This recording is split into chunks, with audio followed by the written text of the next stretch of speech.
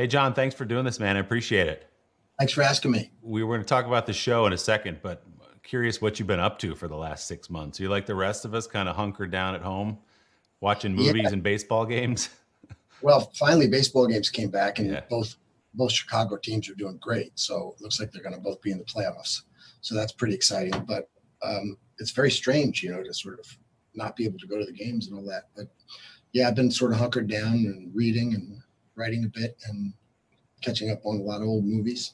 It's definitely a time to sit and watch movies and watch series, and people are going to be going crazy for Utopia. I mean, we were just talking a minute ago about, my gosh, how it touches on themes that we see today, shot obviously before this pandemic, but touching on all the things that we've seen around it. So, how do you describe this show to people? I went in cold, which I think is a good way to watch a show, That's kind of the best and way to go. just bam, and it hits you right out of the gate. So, John, how do you explain this rather complicated, complex show to people? Well, the British series, which Gillian Flynn has updated and included a big biotech angle, which I'm kind of a part of, with another part of the story. But the original show was that there was a comic called Dystopia that had in it these Nostradamus-like predictions about future events and calamities and kind of all the conspiracy theories and that are sort of known to man, but that are under the banner of what governments and corporations are doing to people without their knowledge, right? So it's half rooted in reality. Like if they say there's the JFK assassination, and then there's a lot of people who go crazy about it, but it's rooted in at least half of a truth that JFK got assassinated. So this comic book has all these truths in it, and then it emerges that there's a sequel called Utopia, and that's when the story begins. And as soon as this new comic with all these secrets in it emerges, the fanboys and girls and all these sorts of forces come in to try to get hold of it, because I guess the information is quite valuable to many different factions. And again, I don't want to reveal too much about the show because people are going to love digging through it. But we're talking about a pandemic, which obviously we're going through now. You couldn't have predicted that when you were shooting the show or they were conceiving of the show. But do you see all the resonant themes throughout the show of what we're going through today? Not just the fact that we're in a pandemic, but all that follows from that: disinformation, confusion, all of those things. Yes, and a lot of those paranoid thrillers of the 70s that were so great, like Marathon Man, and those kinds of things.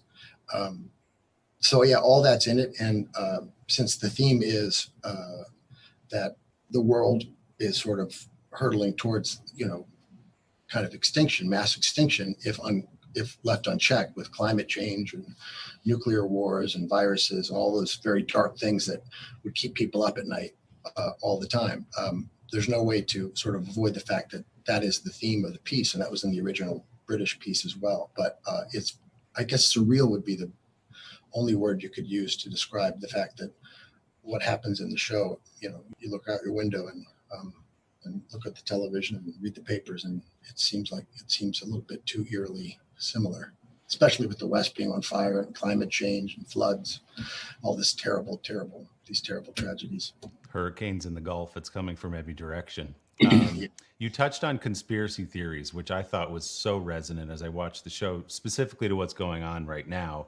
You talk about a half truth being part of a conspiracy theory, and what's happening today is there tends not to be a truth around it. It just tends to be something that's floating out there for people who are looking for something to grab onto.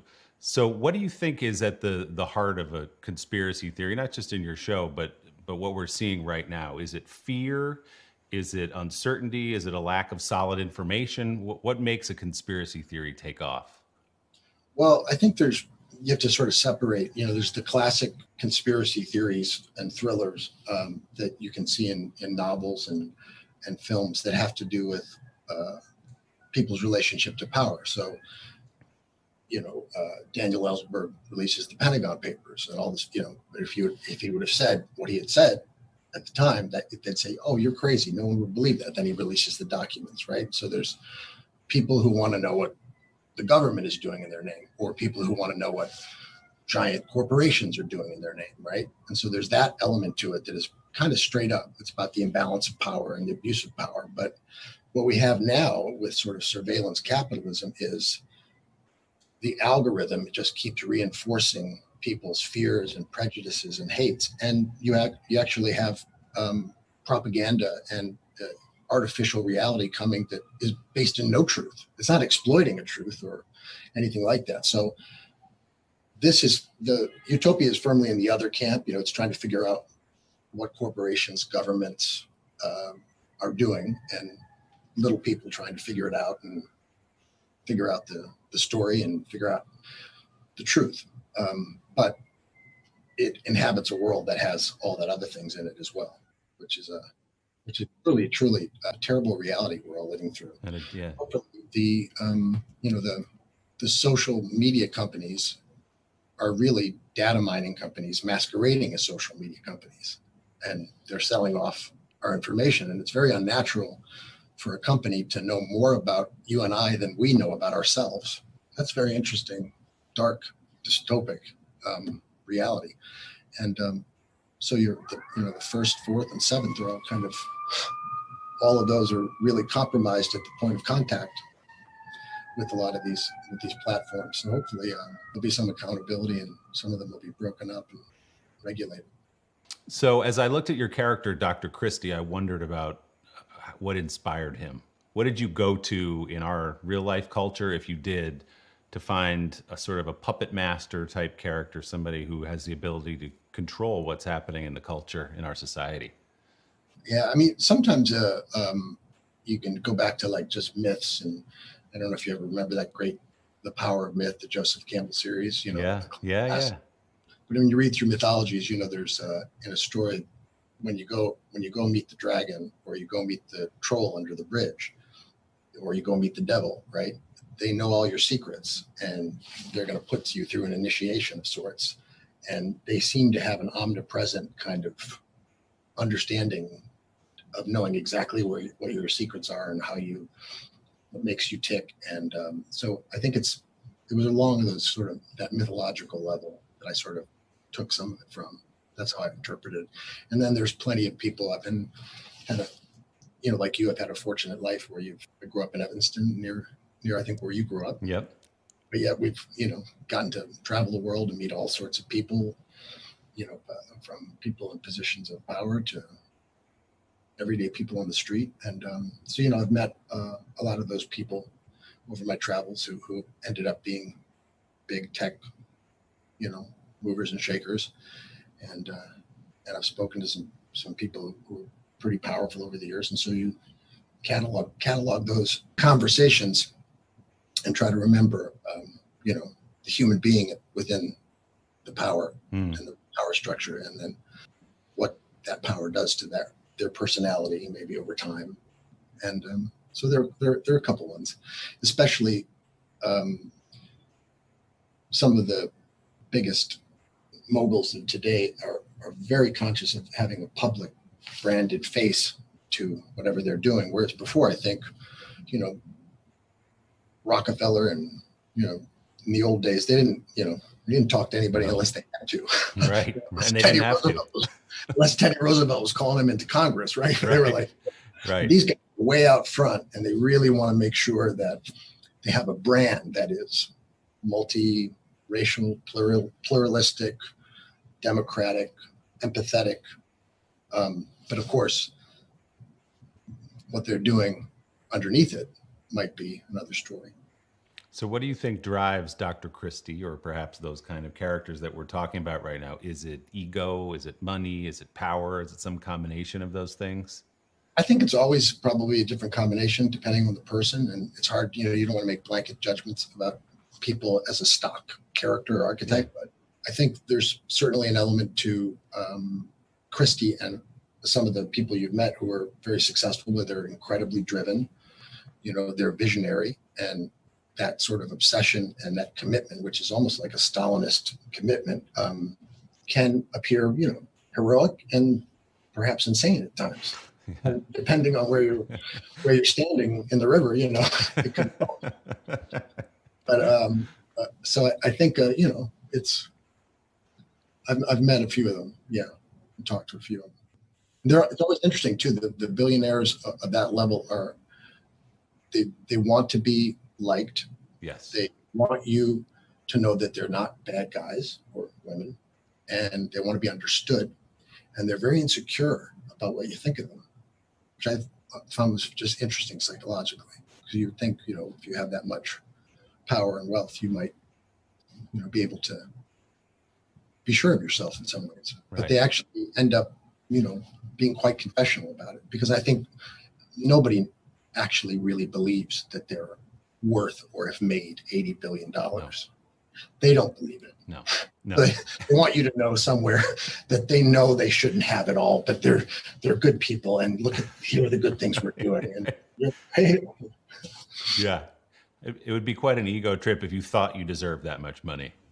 Right, and of course you don't deserve it, and you didn't make it. You made it by looting the Commonwealth and by partnerships. There's always socialism for the 1% and rugged individualism for the working class, but corporate socialism has been a constant.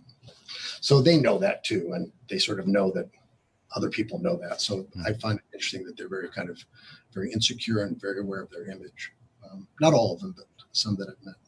I'm so interested, John, because you are so selective and have been over the course of your career about the characters you play and the roles you take. What was it about this one that said, yeah, this is worth several months or a year or whatever it's going to be of my time to go out and make a show? Because I'm sure stuff comes your way all the time that you're like, what was it about this? I would challenge that assumption. Really? Yeah, of course. It's like this was it was quite the opposite. If you can get a great role, if you can work with David Cronenberg, or if someone asks you to play Brian Wilson in Love and Mercy, those are very easy things to say yes to. But if you can't get a great role, then you sort of do a job or try to get one of your things funded. And if you can't get the money, you don't work as much and you work on other things. But this was one of those things where you get a call and saying, you're in Chicago and saying, Gillian Flynn is going to redo this great British show, Utopia. She's going to not just remake the old thing, she's turning it into something new. She wants you to be in it. We want to send you the 8 episodes. And you're saying, what a lovely phone call to get Monday morning. Yeah, you're very flattered, and it's nice to be wanted. And so I had very high expectations, and I got all the scripts, and I got a cup of coffee, and it started at about 2:00 in the afternoon, and I finished it at about 10 o'clock at night. And it was just an absolute page turner. It's a certain kind of architecture in the writing that's very rigorous and very hard to pull off, that I think Gillian is kind of a master of, which is, you can always see who in the first act is around and think, maybe they're going to be the people there. But Gillian sets trapdoors that you can't see coming, and you're constantly being shocked and surprised. And then in retrospect, it seems inevitable, but only after you've gone through it all. And she keeps upping the ante, and each episode, there's more and more trapdoors, and you end up down different rabbit holes, looking at a different Cheshire cat. And by the final one, like whatever you've known about the first 7 episodes, in the 8th episode, all of it gets thrown into a blender, and it's pretty wild stuff. So I also just loved the sheer ambition of the writing, of the project. So it was a no-brainer for me. It was nice to be asked, nice to be wanted, and nice to get a great role and work with great people. So I guess my question then was, what's the threshold for you to say yes? And it sounds like it's writing. It's page turner, great script. Writing, who's going to be running, Gillian's going to be running the show, and there's a great company doing it that was going to do it with a healthy budget and all that stuff. So yeah, this was just sort of an easy no-brainer. And if I appeared to be selective before, it's probably because I couldn't get my own things financed or didn't get good offers. Okay. I gave you a charitable assessment then, right? Yeah, you were giving me too much credit, but I appreciate it. Do you ever, John, take a time and look back at your career starting, as a young actor in Chicago and a family of actors? Do you think back, or do you ever stumble on cable on Better Off Dead or Say Anything? Will you stop and watch those and say, man, look at that teenager who didn't know what was coming in his life? Yeah, it's weird. It's like having your yearbook pictures on cable all the time. It's kind of a strange one. No, I don't really look back too much, but if I find it's nice that people still are actually thinking or talking about some of those old movies, and they want to screen them. And sometimes they'll ask me to go to a Q&A afterwards, a screening of an old movie. And so in that sense, I relive them. But yeah, I remember once I stopped because I'd made a film called The Grifters with Angelica Houston and Stephen Frears and Annette Bening, and it was a Jim Thompson novel. And when I saw it the first time, I thought, oh, everything's great, but I screwed it up. I wasn't good. And then, time came on, and I was going through the cable, and I stopped, and all of a sudden I started watching it, and I saw something different. And then I thought, oh, okay, maybe I didn't have the right set of eyes back then. I thought it was better. It was better than I remembered. I thought the movie was very good. I could see something that I wasn't able to see before. So usually I'll only stop for like 30 seconds. That's what I was going to say. You stop quickly and move on. Yeah, because all I think about is the mistakes or something you could have done better. Of course, people don't know what you were intending, but Does it ever get old hearing about the boombox? People coming up to you on the street? Yeah, but they come up about other things too, and then I figure that's a kind of a champagne problem if you really look at the world, right? If that's as tough as it's going to get for me, I'm a pretty lucky guy. Yeah, right? I was rewatching last night High Fidelity too, which by the way has been 20 years. I don't know if you can believe that, where you got the Golden Globe nomination and all of that. When you look back on that film, where does that fit in sort of your pantheon of movies in terms of experience you had and being able to watch it again and enjoy it and appreciate it? Well, that was one of the, I don't know how many, but I've produced and written and a lot of them that I've done. And that was one of them that I was able to do. And that was at an interesting time in the business. So Joe Roth was the executive, and at Disney, he would have a slate of 30 films that he would do. And 25 of them were designed to make money and very commercial, but he would, have 7 or 8 slots of his slate each year, and he would just give them to filmmakers, and was the best friend a filmmaker ever had. So he gave me money to do Grosse Pointe Blank and High Fidelity. He gave Wes Anderson the money to do Rushmore. Spike Lee got to make Summer of Sam. These were all kind of mid-range studio movies with big budgets. So I felt very lucky to be working in Hollywood when that 60s, 70s era of studio filmmaking was still a little bit there. So I remembered just having an incredible amount of support from them and from Kathy Nelson, the music supervisor, because the requests for music in that movie were Herculean. Yes, the fact that she was able to make all those deals and get all the best music that we wanted was really amazing. I remember it being a very lovely time. I'm going to make another assessment that you can disagree with, which is that if you look over the course of your career, characters that have the vast potential to be unlikable on paper are made likable and interesting by your performance. Is that a thread that you see through some of your characters? I would think probably in that, you just want to make the characters as human as you can. And then, and I think maybe connected to a different era of filmmaking where ambiguity is a virtue rather than something to be run from at all costs. So, when you look at some of the films that you really love, like even I was watching Carol Reed's The Third Man, and everybody in the movie comes into the narrative exhausted, feeling like they failed at everything, almost existentially suicidal. And they know everything. They know all their faults. They know everything that they failed. And there's just that sort of, the characters admit that they're deeply human and flawed, right? And that's sort of the opposite of branded, movie star performances and stuff.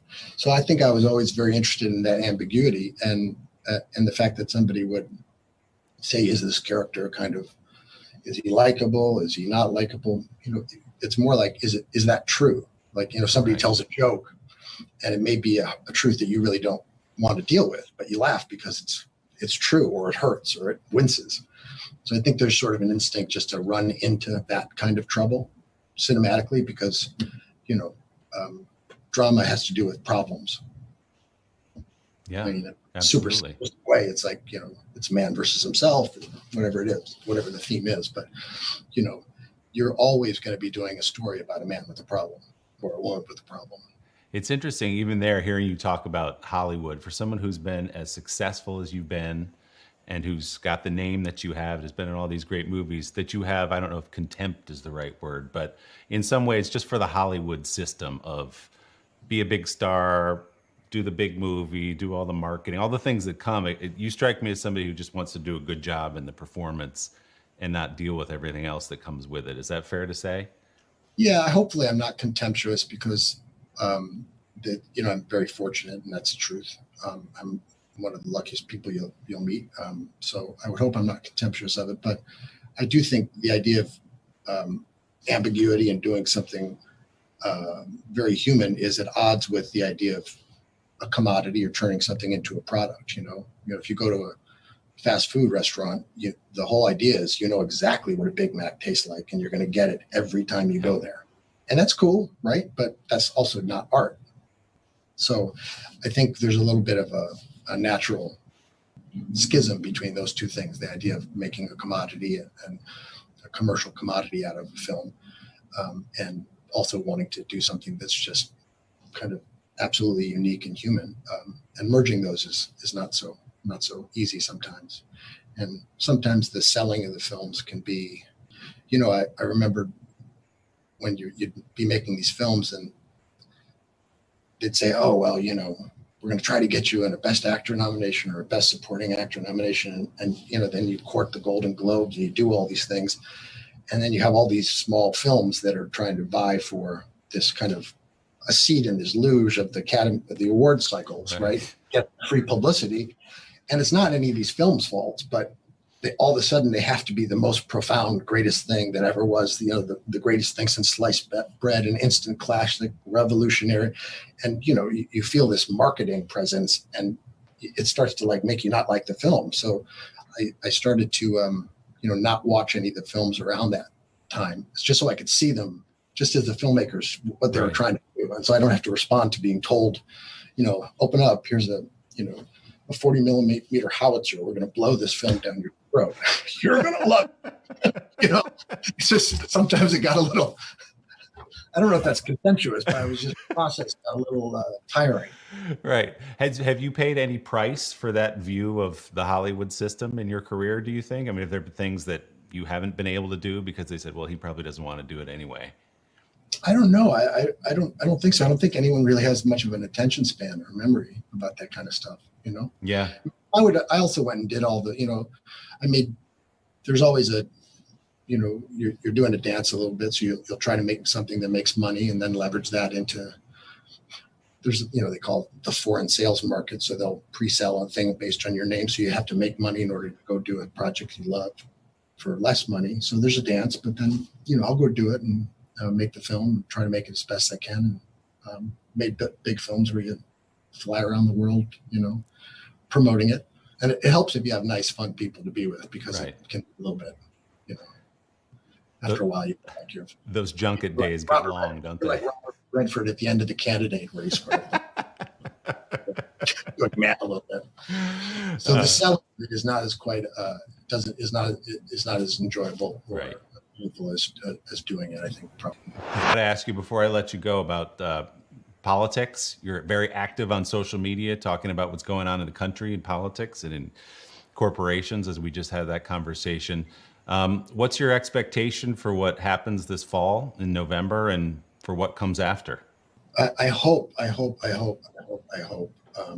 that, look, the Trump administration's let them eat cake.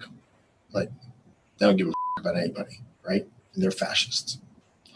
But the Democrats I want to have my cake and eat it too, right?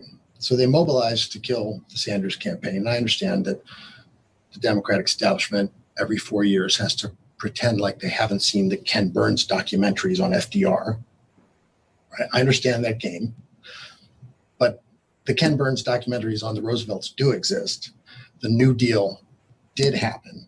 And that's exactly what we need now. So I think the Democrats don't embrace some of those core principles in this climate now, I think they're going to lose to Trump. And that's what I'm most frightened of, that they feel like they can fight neo-fascism by return to the same neoliberalism pre-Trump. But the problem is that the pre-Trump landscape is the landscape that gave us Trump. So there has to be a correction, and the billionaires have to pay. They have to pay taxes.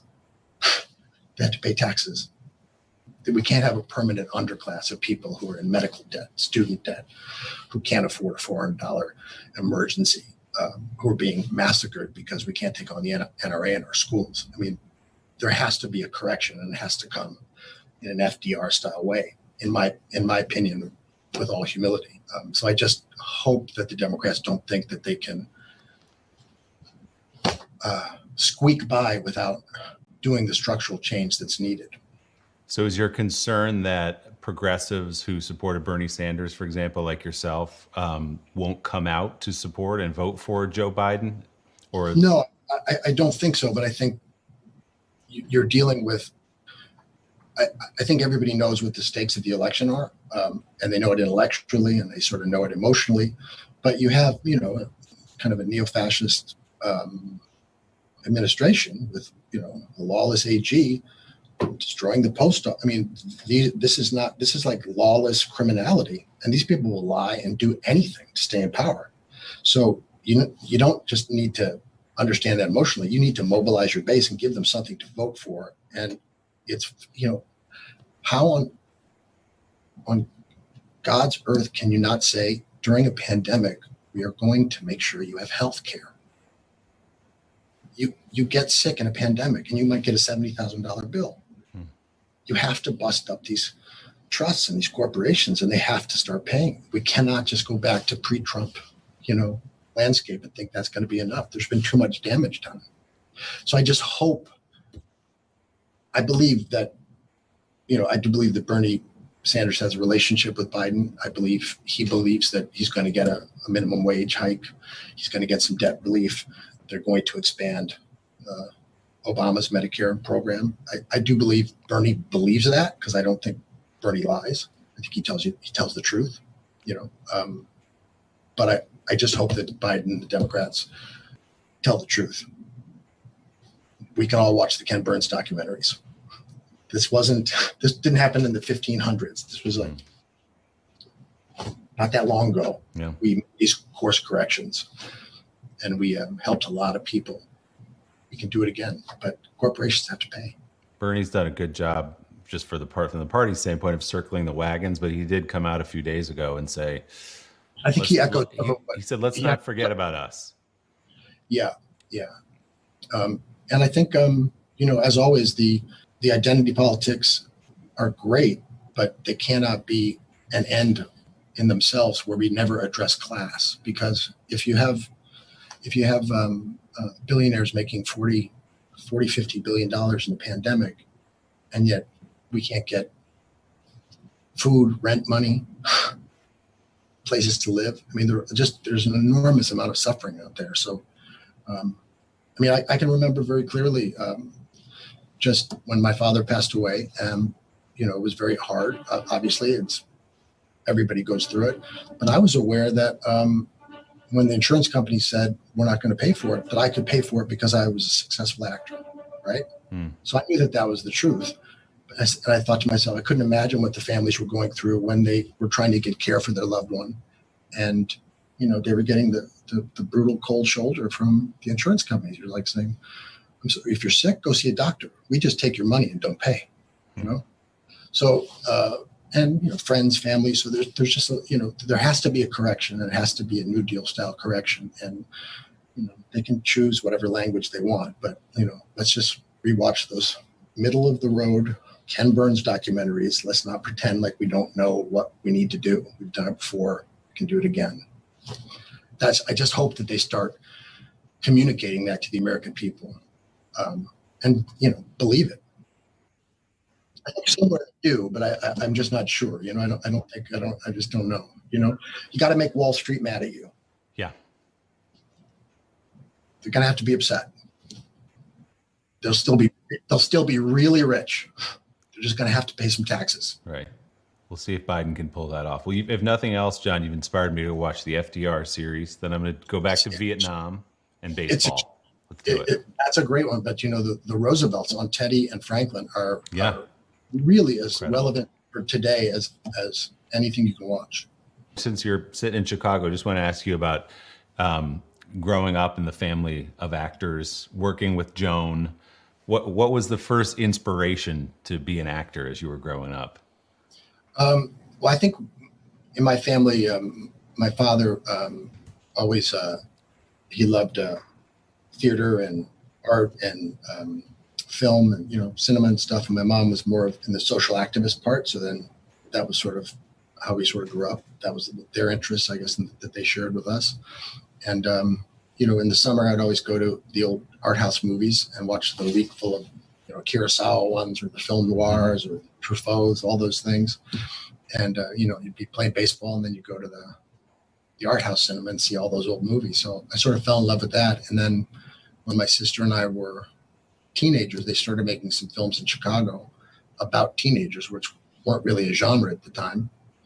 So she was in a film, she got a part in a film called My Bodyguard, which was Tony Bill produced, or Tony Bill directed, I believe, who was a producer of The Sting. He made one in Chicago. And then the next year or so, John Hughes made one called 16 Candles. And so we both got small parts in that. And then that's how we kind of got into it.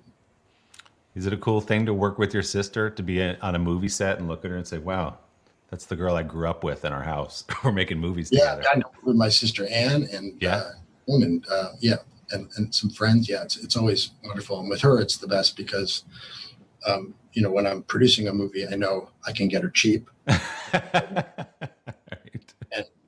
And so I say, I want you to do it. And she just pretends like she doesn't hear me. And I go take a script and I leave it by her door. And I just go, you just read that, okay? And you're going to come by and call me in this scene, okay? And she just pretends like she doesn't know what I'm talking about. And then she just comes on the set and, like Wile E. Coyote, just runs you over. And you're just like a flat pancake. And then everyone's really happy. It's usually the funniest scenes in the movie. And then, you can do it again. So yeah, it's always a delight to work with my sisters. She is so good. She's so good. John, thanks so much, man. I appreciate it. Congrats on the show too. It's really good. Thank you. Keep up the good work. Go Cubs. All right, man. All right. Good to see you. You too.